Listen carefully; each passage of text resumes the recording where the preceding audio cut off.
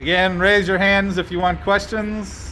Greg Barnes, you're going to get the first as soon as Andrew is set. All right, Greg, you go ahead, followed by Aaron Beard. Hey, Andrew, thanks for joining us. Just want to know what you learned from last year and how you and the guys can apply that to this year.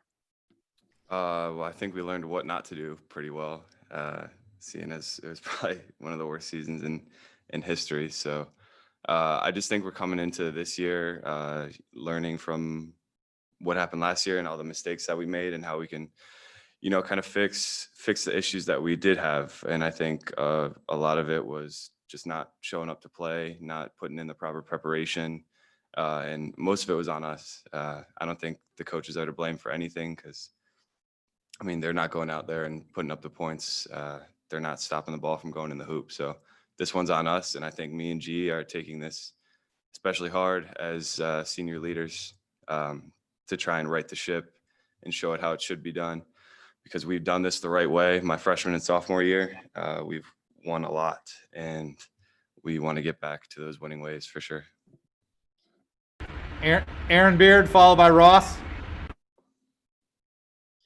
Andrew, I'm curious, what do you expect the season is going to be like since there's so many unknowns of, COVID testing, contact tracing, fans, students, bands? Like, it could be a different environment week to week, game to game. Do you have any idea what you expect it to be like? We really don't know, and we're trying to prepare the best we can, just like with our own team. I mean, all that stuff is going to figure out itself on its own. All we can worry about is how we can get our team ready to play the best basketball possible. Ross, followed by Brendan. Hey, Andrew, what do you see your role is on this team in terms from a basketball perspective? Just somebody who come in and, give good minutes, score the ball. I think I've really developed my game over this summer, especially. I'm a lot more confident. Last year, I kind of got the run that I just honestly, I have to put the pieces together. I think it's there. I think my ability to score the ball is there. It's just being consistent with it and, hitting jump shots when they matter and bringing a sense of leadership and somebody who's been there and has done this before to a team full of young guys. And on those young guys, which one stands out to you the most and why? I've been really impressed by Dayron. I think we've kind of fallen off our rebounding train, I guess, the past year, and that was a big reason why we weren't as successful. But Dayron's one of the best offensive rebounding bigs I've seen in my time here, and that's with all the good bigs we had, like Garrison and Luke, and he just has a knack for the ball, and he's been really impressive so far in practice. Great, thank you. Brendan, you're next. Hey, before, just an editorial point for me.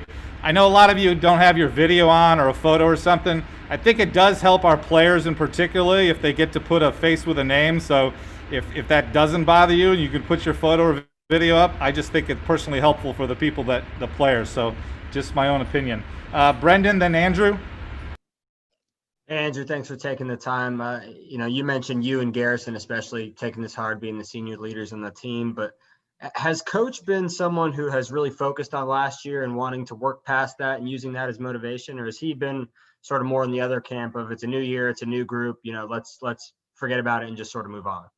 Oh yeah, he's pissed for sure. I think whenever he chooses out in practice for making a mistake, he always mentions 14 and 19 and how it's not going to happen again, and it's not. From him, from me, from G. It's not going to happen again. We're going to do everything in our power to make sure it doesn't happen and not even come close to that. We're going to get back to winning. Thank you. Andrew, then Brian Keys. Andrew, what is unique about being a senior in this program, especially when you have so many underclassmen on the roster? I think it's weird because at North Carolina, it's kind of hard to get here for 4 years because the people are so good. They're out of here in 1 or 2 or even 3 years. But you get to be around like the program and these coaches for so long. You kind of know how they work, and you can teach the young guys like what to do and what not to do. And it kind of brings everybody up to speed faster, in my opinion, than just having just a core of young guys who have to figure it out on their own so they can follow an example set by me and G and the other seniors and the older guys. And it just brings everybody up to speed that much quicker. So we're able to play our best basketball earlier. How much are you enjoying that role and that responsibility? It's been awesome to have guys look up to me, especially at a program like this, as someone they could follow and someone who could lead them in the right direction. I never thought I'd get that opportunity or that chance or play well enough to do it. So here I am, and here we are. So we're ready to get after it. Hey, Andrew, with all the stuff COVID has affected for this season, what would you say the biggest change for you and the program has been due to all of that?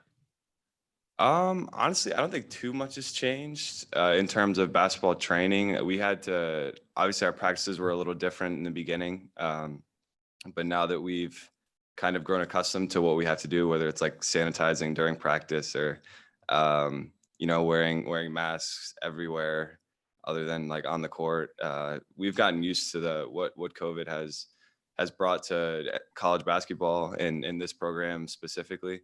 So I don't think it's too big of a change. I think the only change we're going to really realize is whether they're going to be fans or not, and where we're playing these tournaments. Like I know Maui got moved to Asheville, so just going different places and how these venues are going to shape the way we're going to play. Greg Hall, then CL. Andrew, Garrison's talked about how as a leader and he didn't like to speak up, and now he has learned how to. What is your leadership abilities? How do you lead the team? I wouldn't say I'm the biggest talker ever. If you know me, I'm pretty quiet, but I like to lead by example and just show people the right way to do things is by just working hard all the time. I think Garrison has a better way with talking to the guys, especially the bigs. But if I notice something that the guards are doing or like the younger guys, that I can, give them a tip here or there, or just show them how to do something the right way. So coach isn't on them for, messing up so you don't have to run or whatever it is. But I think it's a mix between, leadership by example. And I've been working on my vocal leadership over the past, 2 years. Just being an older guy has really helped with that. And these guys are like 18, 19 years old. I'm 22. Like I've been playing this game for a long time and I've been in this program for a while. So I think I have some kind of idea what I'm talking about. CL, then Isaac. Andrew, there's been a narrative about Cole Anthony as he's getting prepared for the NBA draft that he wasn't a good teammate. Mm. What was your take on his time, with the team last year? I really don't know how this narrative got started, because it's just like insane to me that anyone would think he wasn't a good teammate or he wasn't trying to get the best out of his players. I think I saw the tweet on Twitter and I responded to it, as well as like Garrison and Christian. I'm pretty sure he's one of the hardest working people I've ever met in my life. And he would always we'd always say after practice and get up shots and like see who could make more. And I just think it was the product of, just, I don't know why. I think the season reflected negatively on his locker room qualities, if that makes sense. I don't know why that is the case, but when you're losing so many games, it makes everyone look worse than it is. If we were 30-5, I don't think anyone would talk about his locker room qualities or his leadership abilities, because he was a great teammate. He's a really good guy, and I'm behind him all the way. All right. Thanks, man. Last question for Andrew. Isaac.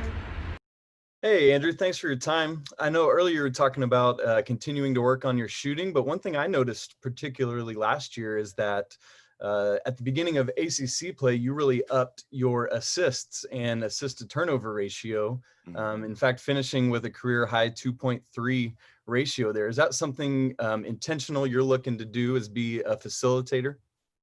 I think it's a undervalued part of my game. I've always been a good passer, but everyone has just looked at, 3-point shooting and jump shooting as the thing I do really well. But I just think I'm a good basketball player, and I've worked on that. And being a good shooter helps with being a good passer, because people have to be worried about where you are at all times. And with the amount we throw it into the post, if people are worried about me on the outside, that opens up our bigs even more. And I think that's a big reason why, making the right play was so easy. So I'm still going to work on that and see if coach lets me, throw it around the court every now and then. But yeah, I'll do my best to, make the right pass when the opportunity arises. Thank you. Anybody else for Andrew before we bring Leaky in? All right, thanks everybody. Andrew, thank you. We'll get Leaky in here. He's right here. So